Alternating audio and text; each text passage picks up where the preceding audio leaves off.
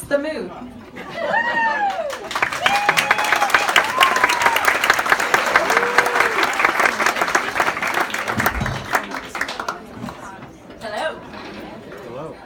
So this last summer, my younger sister and I went on a 17-day, nearly 5,000-mile road trip across the West and Southwest, where we camped in 9 different national parks and stayed in a few cities along the way. Now, we tried to cram as much as possible into this trip, which meant that on any given day, we averaged about 8 to 10 hours in the car. Growing up, my sister and I used to go on lots of family road trips with my parents where they would throw us in the back of the family station wagon with one Game Boy between the two of us because they are sadists. So we had a lot of experience with road trips, but we hadn't gone on one together in almost 20 years and never just the two of us. Now add to that our camping experience was mostly limited to like the occasional weekend float trip, but never anything to this extent and never together. So on our third night, we camped in Arches National Park, and the next morning we woke up at 4 a.m. to hike to Delicate Arch to see the sunrise. So we did that, we hiked for a few hours, and then we had an 11-hour drive ahead of us to get across Utah and Nevada. Now to cross Nevada, we took Highway 50, which is nicknamed the loneliest highway, and that is no accident. It is the most desolate, isolated, miserable stretch of road I have ever experienced in my life. And for that reason, we kept the air conditioning to an absolute minimum because I was afraid that the car was going to overheat. And I should also mention that my rule is whoever does the driving gets to pick the music. So this meant my sister was subjected to 11 hours in a hot car with me singing along to In Excess the whole time. I don't think she liked it as much. So that night we stayed in a bizarre little town called Tonopah, Nevada. The next morning we woke up and drove to Yosemite. Now for me this was the pinnacle of the trip. It was by far the hardest campsite to secure. And prior to going on this trip, I had downloaded an app called Tinder. For dating.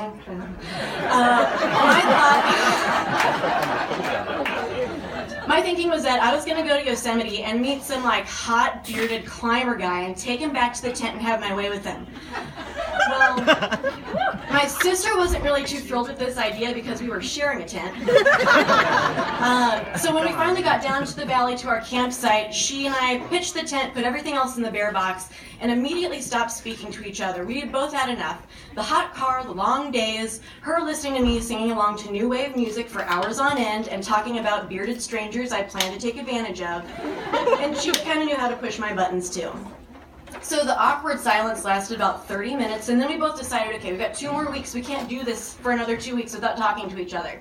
So we made sort of like a sister pact that we would do whatever it took to get along for the rest of the trip. That night we ate pizza, drank beer, and hiked around Yosemite and had a spectacular time. The next morning we woke up and drove to San Francisco. Now that is where I had my one and only Tinder date of the experience with a guy who talked about George Lucas for 2 hours. Fortunately, I had a friend who lived in San Francisco and he rescued me from that date, and he and I ended up hooking up that night. And my sister had to find somewhere else to stay. So that sister pact was immediately put to the test and she passed with flying colors. She is a saint and I am an asshole. The morning that we left San Francisco, that friend of mine treated my sister and I to breakfast and then left us with a parting gift of some fancy coffee and an adult cigarette. So we drove...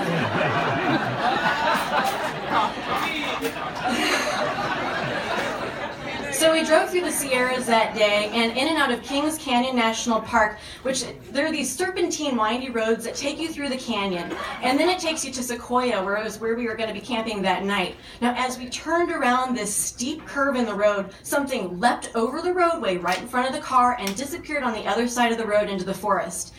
At the time we weren't sure if was this a wolf or just the biggest coyote we'd ever seen. It turns out it was a coyote. But at that moment we looked at each other and said, all right, this place is wild. If we see anything crazy here, this is where it's going to happen. So we get down to our campsite, pitch the tent, put everything in the bear box, and then head out for a hike together. We get a few hundred feet up on the trail and decide, let's do some sisterly bonding. So we get that joint out, and just as she was about to light it, I noticed that up ahead on the trail in my peripheral vision, I see this black dog wandering around. And then it occurs to me that there are no loose dogs in these parks. I throw my arm out and stop her dead in her tracks and I say, bear, holy shit, bear. Sure enough, up ahead of us was a black bear cub. So she and I, being the millennial Generation Y types, already had our phones in our hands, so of course we snap a few pictures, because we're idiots. So we snap a few photos, and then we look at each other and say, oh God, what do we do? I'd forgotten everything I had read about what you do if there's a bear encounter. Fortunately, she wasn't as absent-minded as I was, and she said, we're supposed to make, I think, like a whole lot of noise. So we turned around and head back down the trail as quickly and loudly as we could, because we knew baby bears aren't alone. Mama bear was out there somewhere, we just hadn't run into her yet. So we get as far away from the bears as we felt comfortable, and yet still far enough away from the campsite that we had some privacy, and we smoked that joint. And I tell you, I've never been so paranoid in my life as when I was getting high thinking 2 bears were watching me. The next morning we woke up, we drove to Vegas and stayed there that night, and the 5 final nights of the trip we went to back-to-back parks. We stayed in Grand Canyon, then Zion, then Bryce, then Mesa Verde, and our final night we stayed in the Great Sand Dunes. Now that morning there was flash flooding across Colorado, and with the waters brought swarms of mosquitoes.